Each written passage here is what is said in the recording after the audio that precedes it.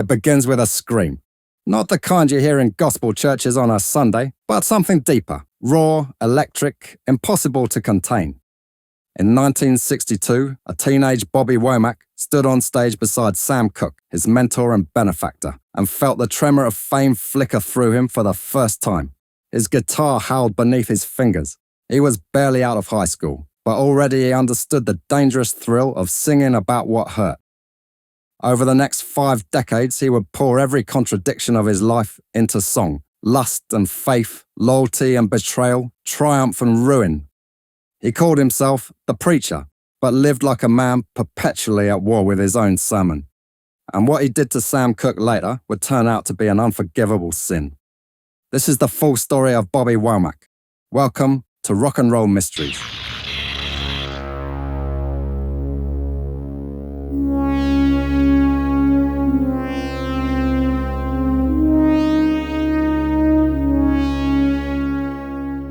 Robert Dwayne Womack entered the world on March 4th, 1944, in Cleveland, Ohio. He was the third of 5 sons born to Naomi and Friendly Womack, a steelworker and part-time minister. "My daddy was hard as iron," Bobby said years later. "He didn't believe in babysitters, he believed in belts." The family's tiny house sat on the east side of the city, and music was the only luxury they could afford.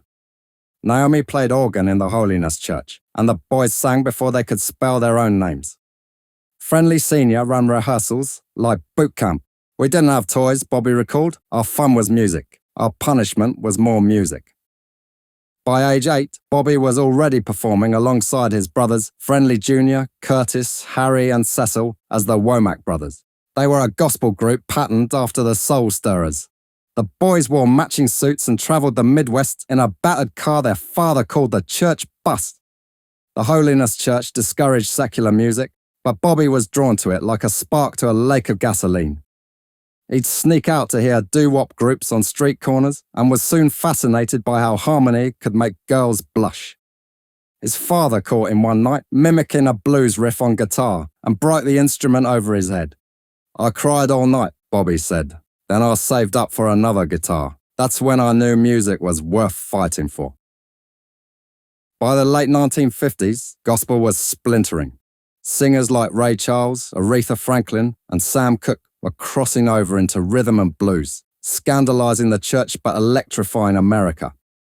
Bobby saw in Cooke the bridge between the sacred and the worldly.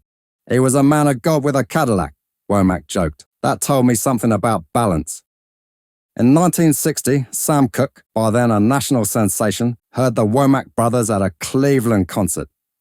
Impressed, he invited them to Los Angeles to record for his fledgling SAR label. The boys were barely teenagers. Their father hesitated until Cooke promised to chaperone them. "He told my daddy, I'll treat them like my sons," Bobby remembered. "And he did. He changed my life." Cooke renamed the group the Valentinos, and shifted them from gospel to secular soul. It was a daring move and one that scandalized the church back home, but launched the Womacks into the national spotlight.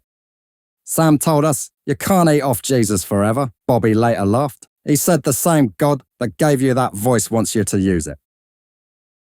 Their first single, 1962's Looking for a Love, reworked their gospel tune, Couldn't Hear Nobody Pray, into a jubilant pop hit.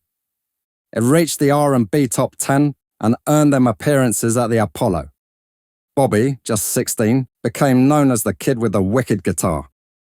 His rhythm playing, sharp, syncopated, full of gospel phrasing, made him one of the most distinctive sidemen in the business. Sam used to say, "That boy's got church in his fingers," recalled J.W. Alexander, Cooke's business partner. The Valentinos seemed destined for stardom.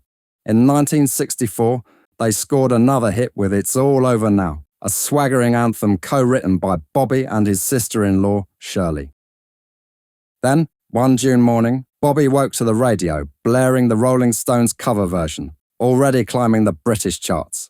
"I thought it was a prank," he said, "but then I started getting checks I couldn't count." The royalties saved his family, but also marked the first time his music outshone his face. The Stones version eclipsed the original overnight. Bobby was learning what every black songwriter of the era knew. Success didn't always mean recognition. Worse was to come. On December 11th, 1964, Sam Cooke was shot dead by a motel manager in Los Angeles. The news shattered Bobby. "I didn't believe it," he told Rolling Stone. "I thought Sam could talk his way out of anything." If you want to hear the full details of that truly bizarre story, have a listen to my episode on Sam Cooke, which I'll link on screen now and in the description. The Cooke funeral drew thousands. Bobby, in shock, played guitar at the wake, trying to honor his mentor the only way he knew how. However, as it turned out, he would soon do the exact opposite, at least in many people's eyes. Before I get into the incredible drama of the Cooke-Womack story, I'd like to take a moment to tell you about my other show, called Rock and Roll Histories. These extra audio episodes are available to my supporters here in the YouTube members area and over on the Patreon page. There's a 10 to 15 minute audio story every Thursday, and signing up gives you access to the full back catalogue. I cover all kinds of music-related subjects, including the story of the invention of the wah-wah pedal, surprisingly dramatic, the London years of Jimi Hendrix, and the absolute chaos of Fleetwood Mac's Rumours sessions. Joining up is just $5 a month, and that gets you a Rock and Roll Histories mini-episode every week, as well as early access to the main videos and a few other perks too. Whether you sign up to Patreon or YouTube, it's the same deal. There's a link to the Patreon on screen now, so if you're interested in a bit more content, I'd love to see you over there. And as for the main episodes like this one, they'll always be free to air here on YouTube. Don't worry about that. This is just a bit of extra content for those who feel they can pitch in and help grow the channel. Thanks to all my marvellous supporters, it really makes a difference. Let's get back to Bobby. 3 months after Sam's death, Bobby did the unthinkable. He married Barbara Campbell Cooke, Sam's 29-year-old widow. He was 20. "I wasn't in love, I was lost," he admitted years later. "She was the only person who understood how bad it hurt." The public, however, saw something else, a betrayal. Many radio stations even banned his records. Former friends turned their backs. "People called me a vulture," he said. "They said I danced on Sam's grave." Barbara defended him fiercely, saying the marriage came from grief, not greed. Some weren't listening, though, and Bobby became a pariah. Cooke's brothers even beat Bobby up outside a club soon after the wedding, and for years he was persona non grata in gospel and R&B circles alike. "He was blackballed," said producer Bobby Carter. "Nobody wanted to touch him." The scandal killed the Valentino's career overnight. Cecil and Harry left to form their own duo. Bobby retreated to session work, his dreams of stardom replaced by a need to survive. He later recalled walking into a Memphis studio one night with just his guitar case and no reputation left to salvage. "I told them, I don't need a bed, I just need a socket for my amp." In exile, Womack reinvented himself as one of the most in-demand session guitarists of the late 1960s. He found a creative home at American Studios in Memphis and FAME Studios in Muscle Shoals. "Those guys didn't care about my past," he said. "They just wanted the sound." His distinctive choppy rhythm playing graced hits by Wilson Pickett, Aretha Franklin, Joe Tex, and Dusty Springfield. He co-wrote several songs for Pickett, including "I'm a Midnight Mover" and "I'm in Love." It was clear Womack had a real gift for turning pain into poetry. Well, a poetry of sorts anyway. He played like he was praying, recalled Muscle Shoals producer Rick Hall, but it was a dirty prayer. Still, Bobby's guitar on Aretha Franklin's Chain of Fools and Pickett's Hey Jude became part of Southern Soul's DNA. Quietly, he was shaping the sound of the era. Furthermore, he was also invested in family life with Barbara. They had a son, Vincent, in 1966, who joined Barbara's surviving children from her marriage to Cooke, Linda and Tracy. Sam and Barbara's third child, Vincent Lance, had drowned in a pool at age 18 months back in 1963. Even while rebuilding, his ambition burned along. "I didn't want to just play behind people," he said. "I wanted to tell my own story again." During these years, he wrote compulsively, scribbling lyrics on motel notepads and bar receipts. One of those songs, Trust Me, would later be recorded by Janis Joplin on her posthumous Pearl album. "Janis was the female me," Bobby once said. "She lived hard and sang harder." By 1968, Womack's exile was ending. Minute Records, run by Imperial executive Art Roop, took a chance on him. His debut solo album, Fly Me to the Moon, blended soul, gospel, and blues with unexpected covers like California Dreamin'. His voice, sort of hoarse yet also elastic, was unlike anything else on the radio. Critics heard the scars in it. He followed with My Prescription and Communication, albums that established him as the rougher alternative to Motown's polish. I sang like my life depended on it, he said, and it did. His songs were both confession and therapy. Tracks like That's the Way I Feel About Ya and Communication pulsed with vulnerability, faith and sex. The public began to respond. In an era of political unrest and social fragmentation, his raw emotion felt real. During this comeback, Womack's network spanned both sides of the racial and musical divide. He jammed with Sly Stone, whose chaotic brilliance mirrored his own, and with Joplin, who once told him, "You make heartbreaks sound holy." He played guitar on the Rolling Stones' Sticky Fingers sessions and developed a volatile friendship with Keith Richards that was as much about drugs as music. Keith respected him, said engineer Glyn Johns. They shared the same reckless devotion to the groove. To the British rock aristocracy, Bobby was an exotic, a bridge between gospel's sanctity and the devil's playground of rock and roll. To Black America, he was a prodigal son daring to reclaim his story. But even as he re-entered the spotlight, new temptations shadowed him. Fame had found him again, and so had cocaine. At first it was just the party drug, he said later, then the party never stopped. By 1971, Bobby Womack had clawed his way back from public exile to artistic triumph. Communication put him back on the charts. His songs were being recorded by everyone from Wilson Pickett to George Benson, yet even at his peak he was uneasy. People want you to be a saint or a sinner, he said. I was both before breakfast. That duality, preacher and hustler, saint and sinner, would define the rest of his career.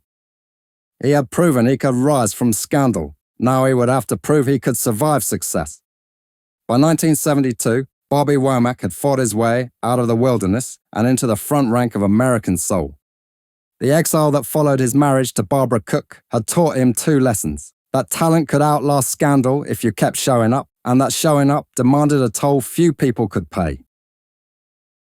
Communication had been the first clear sign that the tide was turning. 1972's Understanding made the point impossible to ignore. Facts of Life drove it home. The trilogy didn't just give him hits, it revealed a persona. He wasn't selling fantasy or satin sheen romance. He sang like a man giving bad news in a good suit, unafraid to name the truth, even when the truth came back swinging. On Understanding, he reached a new stride, leaning into conversational sermons that felt less written than confided. Woman's Gotta Have It went to #1 on the R&B chart because it sounded like lived advice, not a pickup line. He framed the groove with a little pulpit talk about paying attention before someone else does. The same album contains Harry Hippie, a sighing, bittersweet portrait of his brother Harry that listeners first heard as affectionate teasing, only to recast as elegy years later after Harry's death. Womack's instinct for writing backward from consequence, singing today what will read like prophecy tomorrow, was already in place. The follow-up, Facts of Life, pushed deeper into blues and confession. His version of Nobody Wants You When You're Down and Out took the old standard out of the parlor and into a motel room at 3 a.m.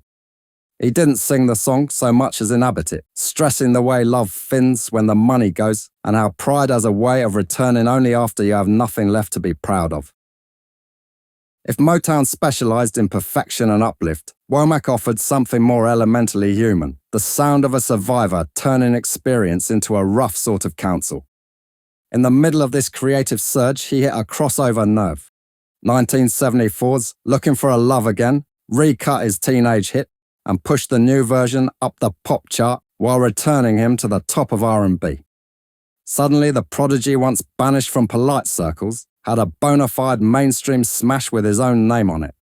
The ironies stacked up. The Stones had made him rich a decade earlier by turning It's All Over Now into British swagger. Now he had turned back to his own early catalogue and proven he could do it himself, without borrowed faces. Yet the high road and the low road met constantly in his life, and 1974 would carve that lesson into the bone. Harry Womack, the hippie of the song, was stabbed to death with a steak knife by a girlfriend in a rage over underwear she found and believed belonged to another woman. The murder took place in Bobby's guest room, and the underwear in fact belonged to one of Bobby's various lovers and had been left behind. The circumstances were grotesquely intimate, the aftermath unspeakable. The murderous woman's name and fate are lost to history. Bobby spoke years later about the senselessness of it, how a domestic argument and a flash of jealousy could wipe a man off the earth. You can hear the aftershocks in records that came later.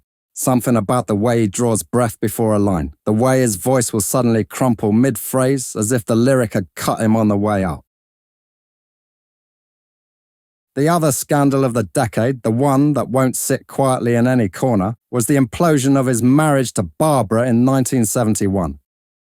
If marrying his mentor's widow had made him a pariah, what followed made him something worse, a public enemy. He fell into an affair with Barbara's teenage daughter, Linda, and yes, that's Sam Cooke's child, and thus Womack's former stepdaughter, from the marriage that had scotched him in the first place. You couldn't make it up, honestly. It's like a Greek tragedy.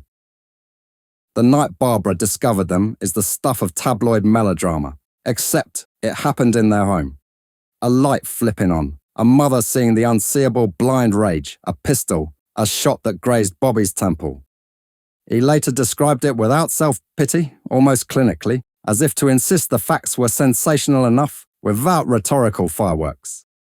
The marriage obviously ended. The community's judgment hardened. The scandal travelled far ahead of him, and many people never forgave him for it, this time permanently. Yet even when his private choices were indefensible, his public art kept narrowing the distance between confession and song. He didn't hide from the worst of himself. He went at it with a slant, through sermons that refused to flatter the singer.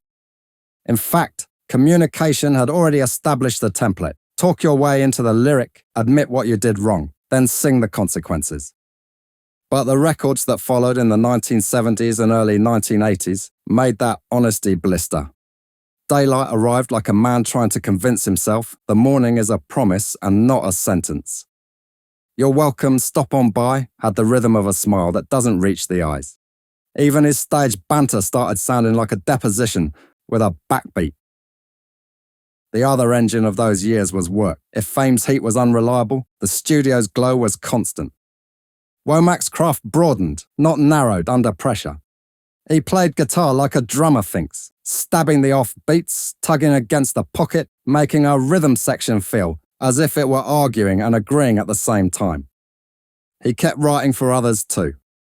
The most famous of those gifts is Breezin', first recorded with Gabor Szabo in 1971 and later reborn as the title track of George Benson's 1976 blockbuster. It's one of those melodies that feels inevitable once you've heard it, the musical equivalent of a road curving exactly where a cliff says it must. That the same pen could dash off grinning instrumental sunshine and then turn around and scold itself with a testimony like, "That's the way I feel about ya," says something about his range, but also about how he understood survival. Sometimes you groove your way past what you can't change. He also stepped into film with Across 110th Street, a theme that carries the ache of the whole picture in one title song, hustlers, cops, small hopes, chewed by the city. Even divorced from the movie, the record felt like a miniature novel, a voiceover from a man who knows both sides of the law and neither side of peace. Decades later, Quentin Tarantino reached for the track to give a certain mood to Jackie Brown, Resignation with a Pulse, but in the 1970s it lived as a contemporary dispatch from a neighborhood the charts didn't often bother to map. The social life around all this work was not cautious. He ran with musicians who believed in music like a sacrament and in temptation like a hobby. Cocaine, which started as a party favor, became a fuel, then it became a requirement, then it became a trap with a view. Womack was blunt about it in later interviews. He stayed up for days, he tried to write himself clean, he failed more times than he could count. He could be rueful about the bravado of those binges, thinking I was Superman, as he put it, while fully accepting that there was nothing heroic about trying to fly by chemical means. The creativity didn't vanish. The cost simply rose. The Beverly Hills stretch for a sliver of the 1970s almost looked like recovery dressed as success. He moved into a house once owned by his old friend Janis Joplin, filled it with comrades and guitars and long nights that could pivot from ecstatic jam to terrible silence in a blink. He dated his secretary, Evelyn Evans, for a while, but that affair fizzled out in the haze of that period. Then he met someone who finally seemed like a raft for a man all at sea, a 19-year-old named Regina Banks. He married Regina on the last day of 1975. Finally, he sounded like a man trying to make adults good on the wreckage of his early 20s. The tenderness is audible on ballads that can barely hold their own weight, songs that pull out the chair for love and then confess they aren't sure how to sit in it without breaking something. But his marriage would be put to the test in the most awful way imaginable. They had a son who was given the name Truth Bobby by Sly Stone. But at age just 4 months, the baby was found wedged between a mattress and the wall during a nap, and Truth Bobby never recovered from the coma. The death rocked Bobby to the core with a new grief, of a kind he had previously never imagined. They would have 2 more children in the late 1970s, Bobby Truth and Gina, but the memory of Truth Bobby would haunt the family permanently. The music business also changed under his feet. By the end of the decade, disco's gloss and the new studio technologies pushed R&B towards sheen.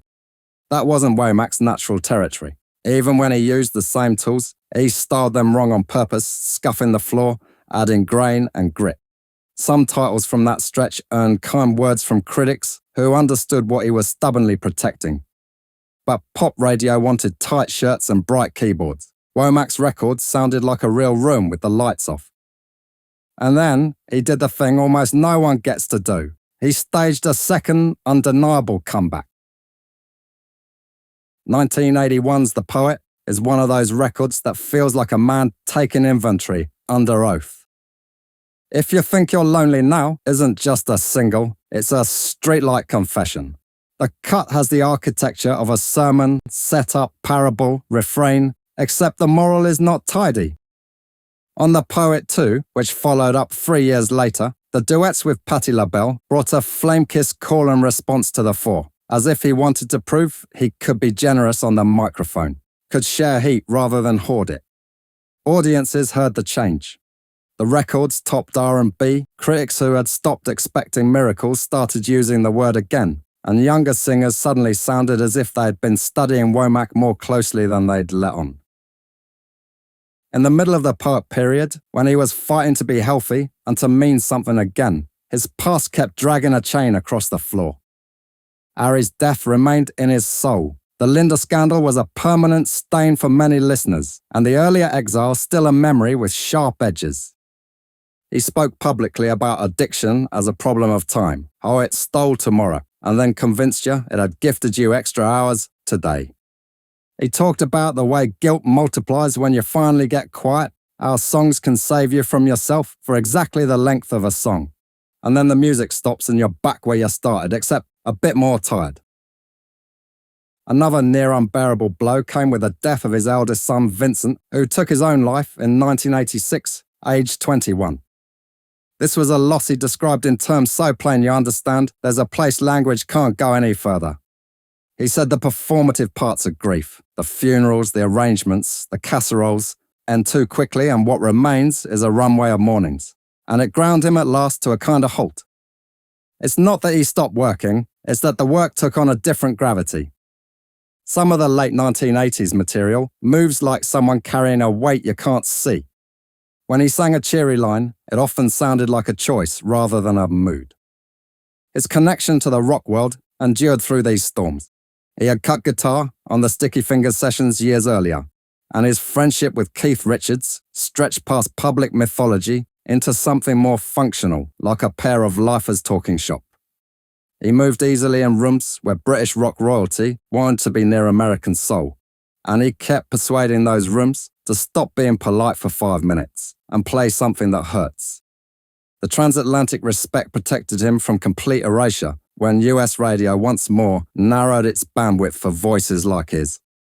The 1980s were not gentle to singers whose appeal had more to do with blood than gloss. Programming formats turned precise. Crossovers became managerial exercises. Womack, whose career had never unfolded in straight lines, and who had a habit of telling the absolute truth at the least opportune times, watched the lanes grow smaller. Furthermore, health scares also began to collect. He had circulation issues, the cumulative wreckage of excess. He could still step out on stage and make a room go quiet with a single word, but the road requires an engine, and his had run too hot for too long. Still, the thing about a singer who treats songs like testimony is that the catalogue doesn't age the way fashions do. Even in the late 1980s, when his commercial presence dipped, other artists kept pulling threads from his work. You could hear his conversational phrasing in younger crooners who wanted to sound adult before they learned how. You could hear the church-bred yelping vocalists who'd never risk it all, but liked to borrow the drama. Producers sampled his grooves and his grain, finding in his old tracks the sense of a human temporizing with fate. The royalties from the old triumphs kept arriving too.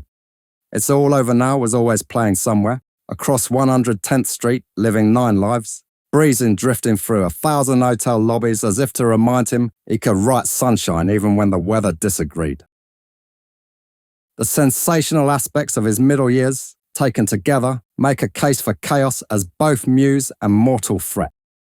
The Linda affair and Barbara's gun are the kinds of episodes that flatten a life into a headline. The murders and funerals compress a decade into a telegram, but Bobby's own telling never let the mess tidy itself into myth. He was specific about error and specific about pain. He could be mordantly funny about his own worst instincts, but not evasive.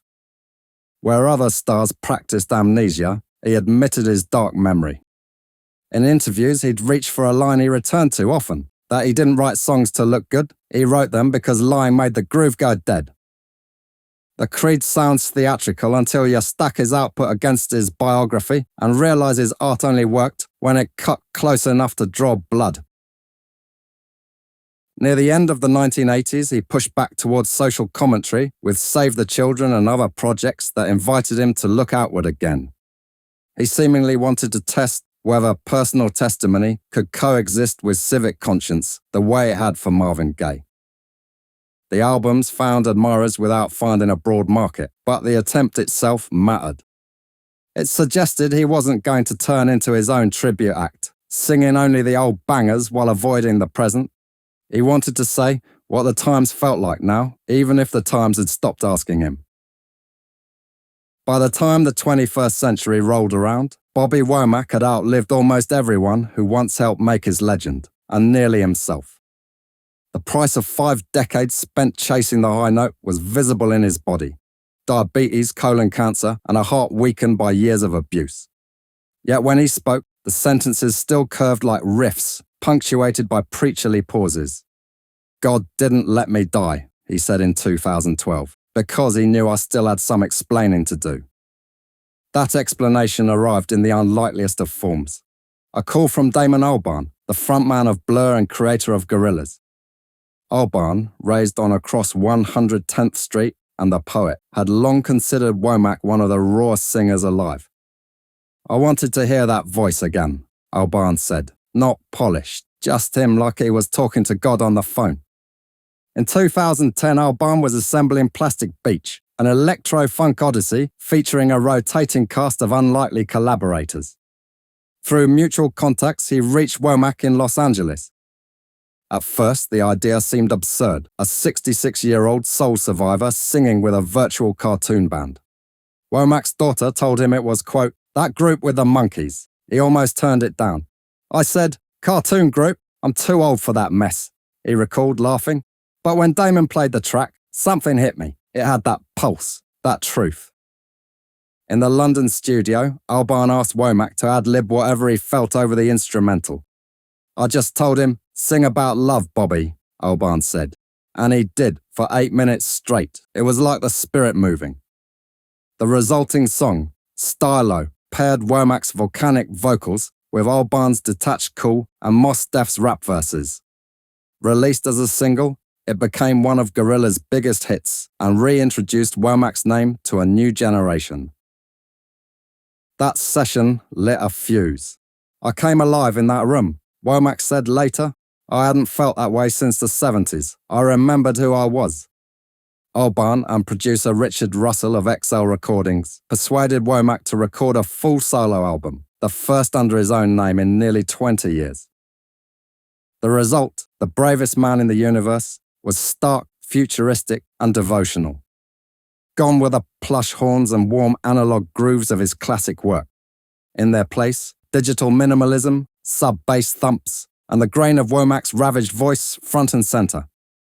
The opening title track set the tone. The bravest man in the universe is the one who has forgiven first. It was a sermon stripped to essentials. Just voice, heartbeat, rhythm, and reverb that felt like a cathedral's echo. Elsewhere, he duetted with Lana Del Rey on Dayglow Reflection, crooning about Elvis and heaven as if dictating his own epitaph. He revived an old gospel refrain, Deep River, his voice trembling but resolute. Critics were stunned. The Guardian called it one of the most extraordinary late-career reinventions in soul music. Pitchfork hailed its fearless confrontation with mortality. Even skeptical American outlets conceded that Womack had done something no nostalgia act could. He sounded new without pretending to be young. I was done running from my voice, he told Mojo. All that rasp, that crack, that's my story right there. While promoting the album, Womack admitted he was fighting more than stage fright. He'd been diagnosed with colon cancer in 2012 and was undergoing treatment. The doctors say it's early, he said then, but I've been early to a lot of funerals. Surgery was successful, but complications followed. Diabetes, heart trouble, and soon Alzheimer's disease. Some days I forget a lot, he told Rolling Stone in 2013, but when the music starts, it's like the fog lifts. I remember every line I ever sang. Despite his frailty, he returned to touring. On stage, he wore his trademark dark glasses and leather jacket, gripping the mic stand like a preacher's staff.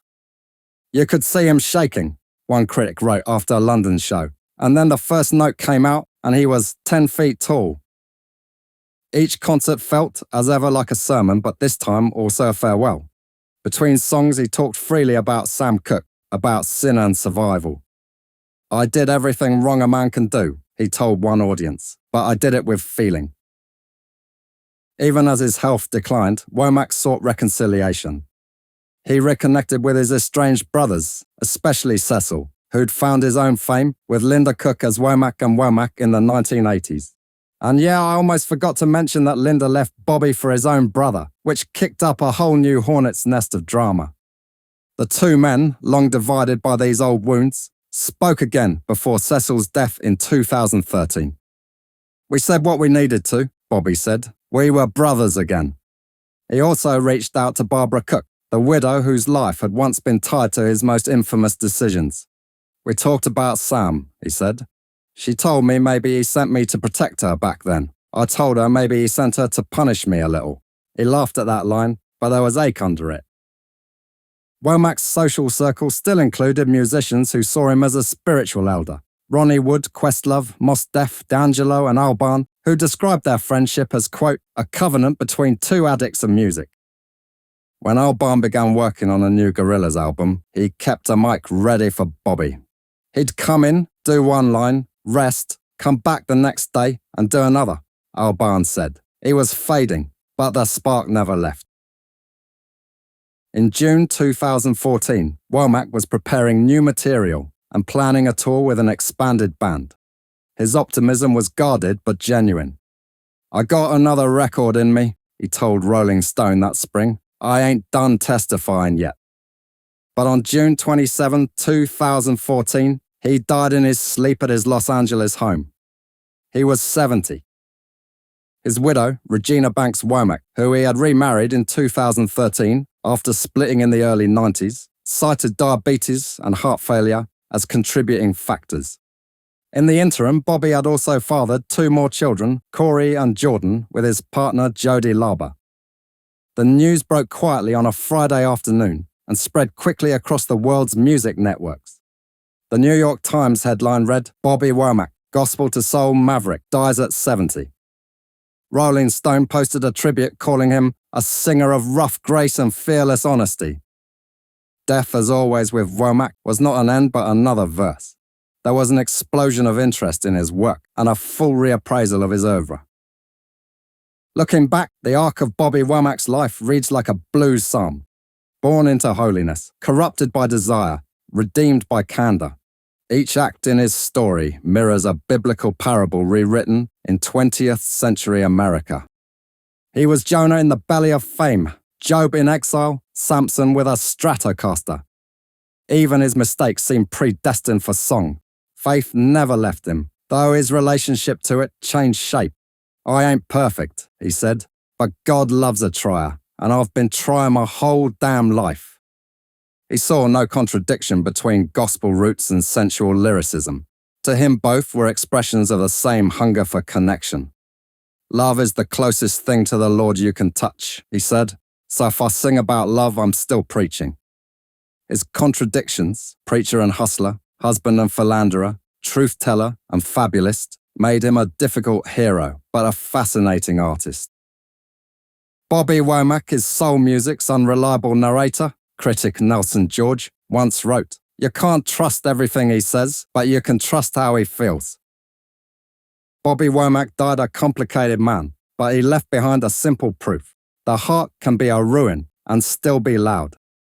He'd spent 70 years proving that survival is not the absence of damage, but the decision to keep telling the story anyway. So when the beat drops and that voice rasps from the speakers, half sermon, half confession, you can still hear the same electric shiver he felt as a boy beside Sam Cooke. The church is different now, but the gospel hasn't changed. What a story. I'm sure you'll agree this was one life lived to the extreme.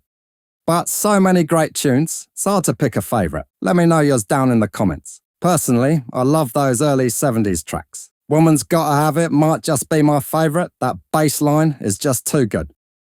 Anyway, if you want to feel groovy yourself, have a look at the shirts I have on sale over at the store. Plenty of very cool designs, and every sale is a huge help to me when it comes to running the channel.